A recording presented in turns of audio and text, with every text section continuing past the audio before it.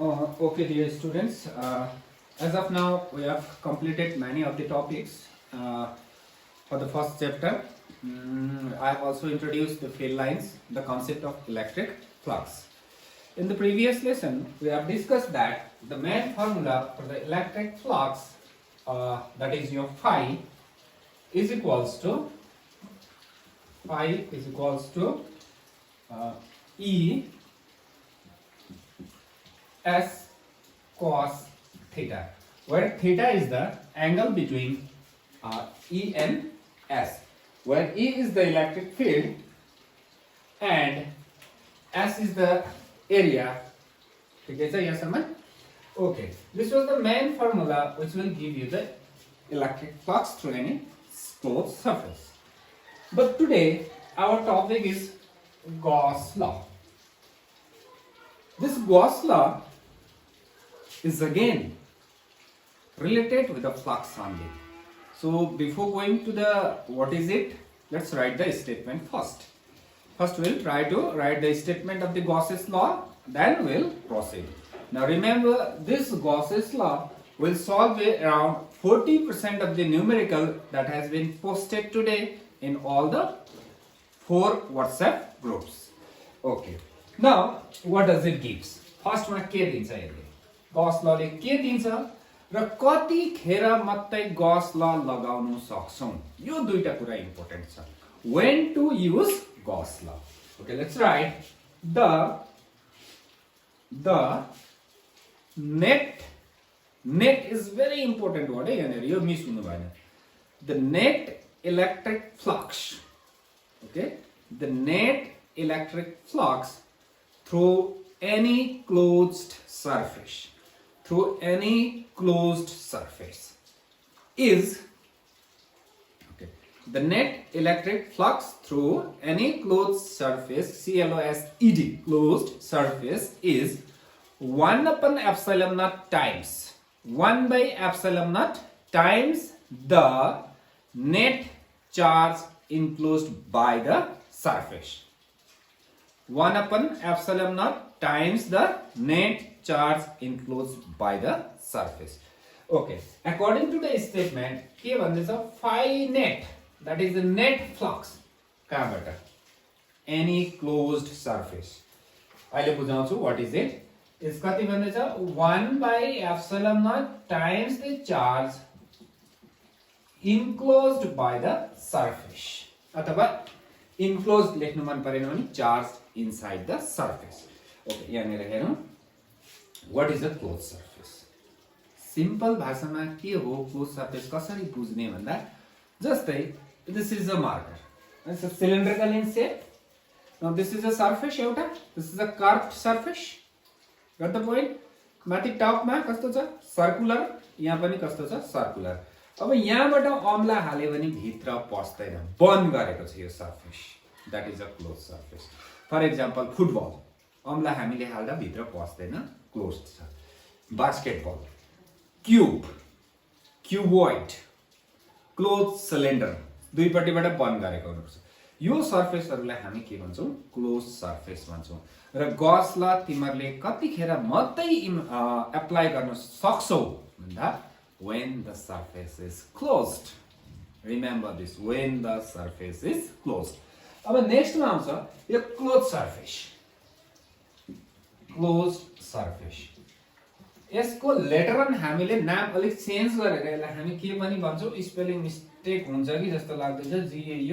GAUSSIAN, Gaussian surface पनि भन्छौं later on गरेर त्यही क्लोज सर्फेसलाई. र त्यो क्लोज सर्फेस फेरि यसमै फोकस गर्दैछु बिकज यहीँनिर हामी फेल हुन्छौं, मिस्ड हुन्छ यहीँनिर कन्सेप्ट. त्यो क्लोज सर्फेस या त गॉसियन सर्फेस रियल नभएर हामीले इमेजिन गर्दा पनि हुन्छ. We can also imagine गरौँ. सपोज मेरोमा एउटा चार्ज Q छ. सपोज यहाँनिर this cover is charge Q र मैले अब यसले कति फ्लक्स निस्किन्छ नेट भनेर चाहिँ निकाल्नु पर्यो नि. म बाहिर एउटा क्लोज सर्फेस इमेजिन गर्न पनि सक्छु. That will be a spherical in shape. सिमेट्रीले गर्दा. Okay, symmetry of the problem. Point चार्जले स्फेरिकल इमेजिन गर्दा पनि सिमेट्रिक हुन्छ. ठीक है. Okay, this is Gauss law. जहिले पनि याद गर्ने कतिखेर चलाउने जब क्लोज सर्फेस क्वेशनमा दिएको हुन्छ या त हामीले कुनै पनि सर्फेसलाई जोडेर थपेर क्लोज्ड बनाउन सक्छौं that is I think example number 1 exercise number 1.18 मा हामीले इमेजिन गर्नुपर्छ त्यहाँनेर एउटा प्लेन दिएको छ I think the side of the plane, square plane is 18 centimeter. I think it's 18 or 10 centimeter. Some value is there. एउटा फेस मात्रै दिएको छ net flux through that face calculate गर्नु भनेको छ तिमीहरुलाई सो हामीले साइडबाट अर्को फेस यताबाट अर्को ब्याकबाट अर्को माथिबाट पनि छोप्छौं छोप्दाखेरि हाम्रो के भइहाल्छ क्यूब भइहाल्छ त्यहाँबाट हामी क्यूबको कतिवटा फेस छ 6 वटा फेस सो नेट फ्लक्स निकाल्छौं that net flux is the flux through the 6 faces 6 वटा फेसबाट र क्वेशनले एउटा सोधेको छ सो जति आउँछ 1/6 will be your answer okay anyway this is the statement of the Gauss law को statement now next question नानीहरुकोमा डेफिनेटली आउँछ कहाँबाट आयो यो Gauss law हामीले अलरेडी के पढिसकेको छौं Coulomb's law पढिसकेको छौं र अब Gauss law चाहिँ कहाँबाटै आको Coulomb's law बाटै आको इन्डाइरेक्टली एउटा स्टेटमेन्ट भनिदिए ल may not be correct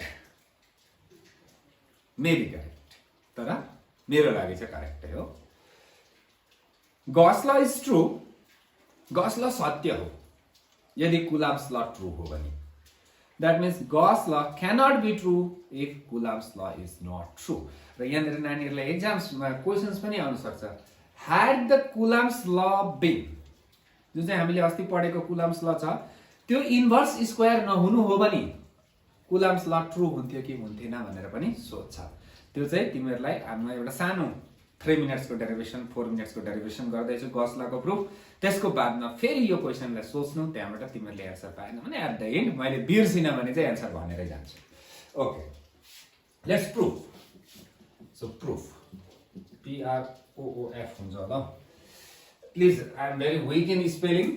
PROOF हो कि OFF हो I don't know. तर मैले proof लेख्नु खोजे I think it's more than enough for us.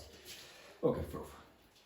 Let's prove the Gauss law. के भन्दैछ त्यसले phi is equals to 1 by epsilon naught times the charge enclosed by the surface.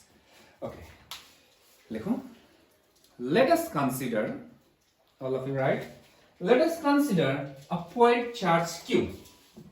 Let us consider a point charge Q at A. That means तल नक्सा बनाउनु पर्यो at A. This is a point charge Q. हाम्रोमा एउटा charge छ Q. Okay कहाँनिर छ point एमा छ. Got the point? Now अगाडि बढौं. अब हामीले Gauss law ले नेट फ्लक्स दिन्छ केबाट close सर्फेसबाट.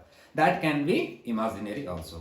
That means now we have to imagine a surface जसले चाहिँ यो चार्जलाई छ्याप्पै enclose गरिदियोस्. So it's very easy. Now we can imagine a sphere. त्यसको मुनि लेख कन्टिन्यू अघि लेखेकोमा let us imagine a spherical Gaussian surface. Gaussian अलिक मन परेन भने spherical closed surface. Now let us imagine a sphere. एउटै कुरा. Okay? Of radius r. Sphere को radius कति राख दिए मैले r राख दिए. Clear? So this is my sphere. This is a sphere of radius r. यहाँनिर सर्कल जस्तै देख्छ किनभने 2 डाइमेन्सनल बोर्डमा 3 डाइमेन्सनल नक्सा बनाउन सकिदैन.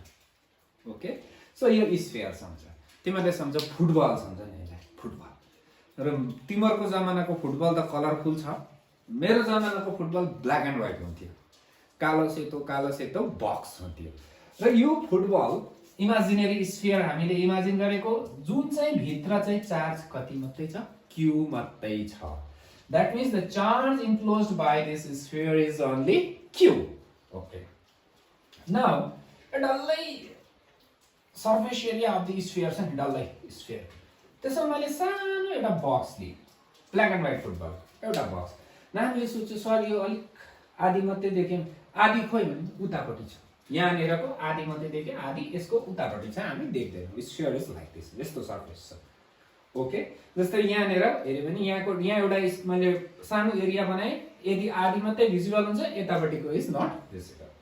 सो व्हाट इज द यसको एरिया कति राख्दियौ let's focus on PCB student PCM ले अहिले एकछिनमा गरौँला नभए यही गर्दा पनि भयो द एरिया यसलाई डेल्टा एस राख्दियौ यो एरिया यसको आधी उतापट्टि छलिएको छ ल so what is the direction of the area हिजो पढेको प्रिभियस लेसनमा perpendicular to the surface that means यहाँनेरको सर्फेसमा एरियाको direction is this is the direction of area okay this is the direction of area यहाँनेर मैले स्फियर लिए भने यता फर्केको हुन्छ यहाँ लियो भने मुनि फर्केको हुन्छ यहाँ पनि त आएको छ नि त्यो स्फियर यसरी सो यहाँको यतै फर्केको छ क्लियर सो चार्ज मैले कस्तो लिएको छु positive so what is the direction of the electric field को डाइरेक्सन पोजिटिभ चार्ज towards कि away अगाडि collision it's away from the charge so this is the direction of electric field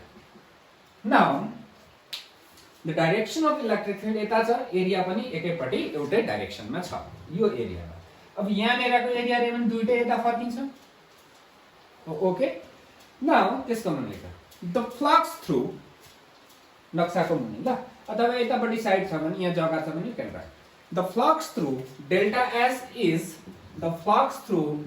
S is okay डल्लै एरियाको flux calculate गरेको छैन हामी कतिको मात्रै फुटबल ब्ल्याक एन्ड व्हाइट फुटबलको एउटा बक्सको मात्रै कति area delta S so flux कति लिन्छु म अब डेल्टा फाइ लिन्छु अलिकति एरियाबाट अलिकति flux so what is the formula main formula E S cos theta. What is the electric field? कति छ यहाँ पनि E नै छ. What is the area here? Only delta S. So delta S cos. What is the angle between E and delta S? एकैपट्टि. It's भन्दिनु ल. Got it? Now cos 0 is 1. Then what is delta phi? Delta phi is equals to E delta S. This is the flux through your सानो box. फेरि अर्को box को निकाल्छु that will be delta phi. फेरि अर्को box को निकाल्छु that will be delta phi. That means net flux निकाल्नु पर्यो भने यस्तो delta phi हरु सबै के गर्नु पर्यो अब जोड्नु पर्यो. So net flux is remember net flux यहाँनेर हाम्रो सर्फेस चाहिँ कस्तो हो क्लोज्ड हो. Okay, net flux is के गर्दियौ sum over delta phi is equals to summation E delta S. Now, the magnitude of electric field will be same everywhere because the charge is same, distance is same. Magnitude को कुरा गर्दैछु यहाँ. Next मा delta S सबै box को area हामीले जोड्यौं भने what we are going to get. That will be the total कुन चाहिँ एरिया स्फियर को अब यो चाहिँ याद हुनु पर्यो total surface area of the sphere so जसले फर्मुला याद छैन याद गर्नु पर्यो surface area of sphere so पहिला अलिकति यसमा डेल्टा फाइ जोड्यो कति भयो 5 that is a net flux E is same everywhere delta S जोड्यो so it will be S phi is equals to ES where this S is the surface area of sphere यो sphere को surface area total surface area okay what is E is electric field okay now यतिकै राख from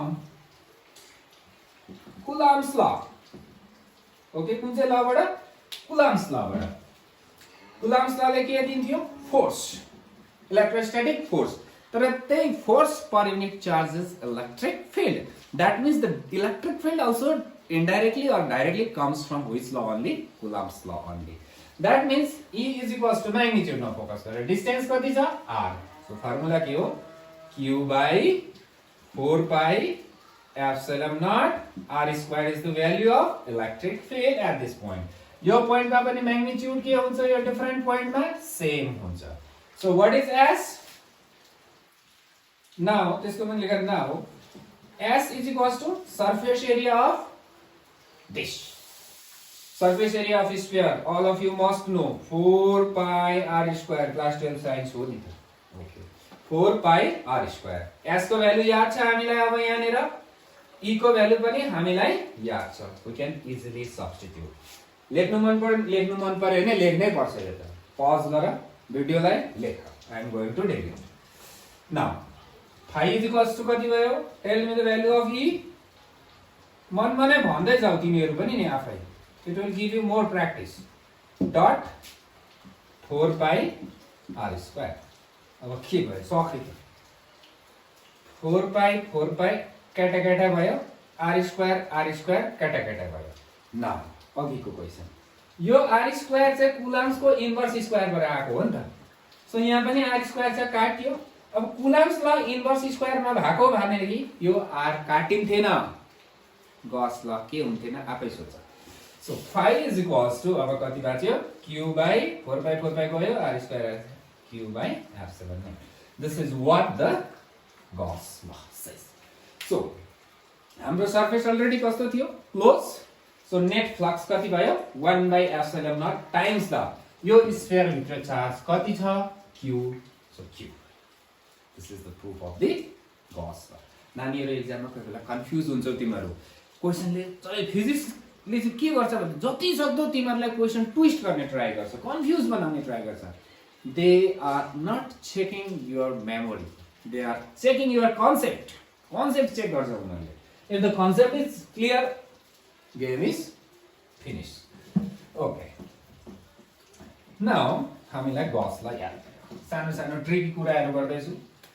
so this is one sphere. ल सर्कललाई देख्छ? A sphere encloses a dipole.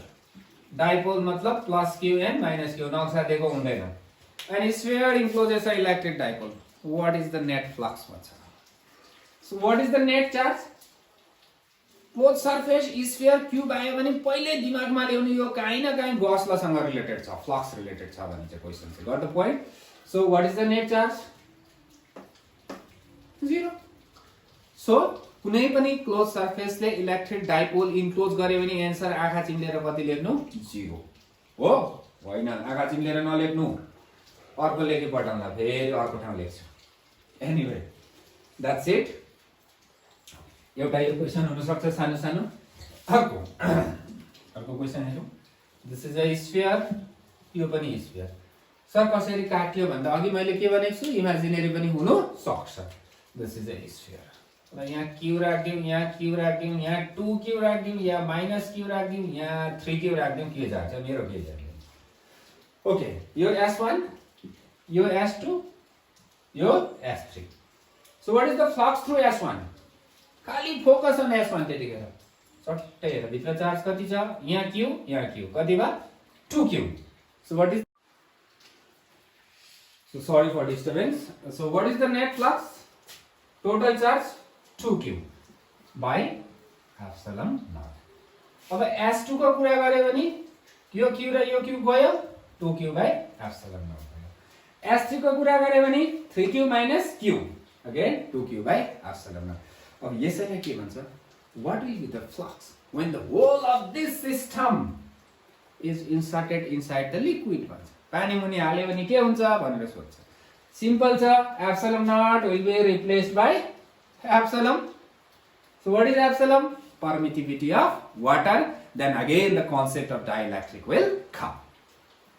Clear? Okay. Now this is related with Gauss law. Now let us have all of you please open your textbook. I am also hunting for it somewhere here. Okay. Please तिमीहरुले किताब खोला. Let's go to exercise. Now please, page number 47 NCERT textbook era 1.15, 16, 17, 18, 19, 1.20 up to this question easily solve गर्न सक्छ। र एउटा अझै एउटा सानो concept दिएको छु तिमीहरुलाई। कन्सेप्ट त के भन्नु, त्यसलाई कन्सेप्ट भन्न मिल्दैन। एउटा चार्ज q छ, remember this. Radius is r. What is the flux? Simple, q by epsilon naught. Now के भन्छ नि? क्वेशनले कन्फ्युजन हुन्छ। Now the radius of the sphere is doubled. ठुलो स्फियर बनायो clear what is the flux हुन्छ flux will remain same कतिखेर close surface जब गस ल लाग्दैछ त्यतिखेर चाहिँ यो कुरा याद गर्नुपर्छ बिकज फ्लक्स खाली केमा मात्रै डिपेन्ड गर्दैछ चार्ज इन्क्लोजमा मात्रै not on the size of the Gaussian surface remember this when you apply the Gauss law Gauss's law या त related त्यसको flux calculate गर्छौ त्यतिखेर the net flux does not depend on the size of the Gaussian surface half गरेकै double गरेकै जेसुकै गरेकै it depends only on the net charge inside the surface and medium if it is changed normally यो वाटरमा हालेको केमा हालेको भनेर बेसी भेट्दैन question even if you get it no worries okay now well left with 1 hour session 1 घण्टाको एउटा session लिए भने the chapter 1 will be completed that is application of Gauss law before that it will 5 minutes 5 minute लाग्छ charge distribution र त्यो charge distribution तिमीहरुको किताबमा छ Gauss law को अगाडि बेसिकली 3 टाइप्स छ linear surface and volume र त्यो तिमीहरुले सररै हेरिराख्नु before going to the next lesson okay till then you will study जति पनि आज पोस्ट गरेको क्वेशन छ WhatsApp ग्रुपमा तिमीहरुले हेर गट द पोइन्ट अरे अब तिमीहरु कति जना पिछाडी छौ कुनै लेसनहरु ब्याक छ भने पनि इभन देन डोन्ट के भन्छ हरी इन के भन्छ नयाँ लेसन म हेरिहाल्छु नयाँ जान्छु नयाँ कहिले जानिदैन जबसम्म फिजिक्समा पुरानो जानेको हुँदैन mind this okay thank you